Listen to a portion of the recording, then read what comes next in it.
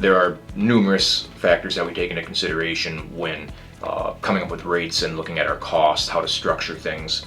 And I guess the most important, first and foremost, are the cost of the truck and a trailer. Now, trucks are right around $185,000 per truck just to purchase a truck, and trailers are right around $40,000. That's for a dry van 53-foot trailer. So those are your first two immediate overheads. Generally, you can get the lifespan about a truck and trailer, a truck about 8 years and a trailer about 10. So you can forecast that expense. Now, second is fuel. Generally speaking, each truck will go through about $25,000 to $30,000 worth of fuel every year. So those are your expenses as far as kind of fixed costs.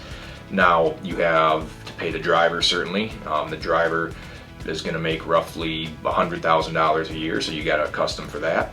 You have just maintenance, which as the truck is new, you don't have a high maintenance cost, but as the truck ages, you have higher maintenance as it goes down the road, which can then be counteracted essentially because you don't have truck payments after 5 years. Generally is how we structure things. So the cost of running a truck, according to the American Transportation Institute today, is $227 a mile. Now that's going to vary from fleet to fleet, obviously, probably within maybe 10 or 12 cents either way. I think when I started 30 years ago in trucking, everybody sees all this equipment on the road and just think, oh, those companies must make a lot of money. I had no idea that the profit margins were so razor thin. You would think when you have to come up with those kind of upfront costs that the profit margins would be much larger than they are, but they're not. They're very thin, and that's why you see a lot of different trucking companies coming and going all the time, because some don't make it. If you don't watch all your pennies, they're not around very long.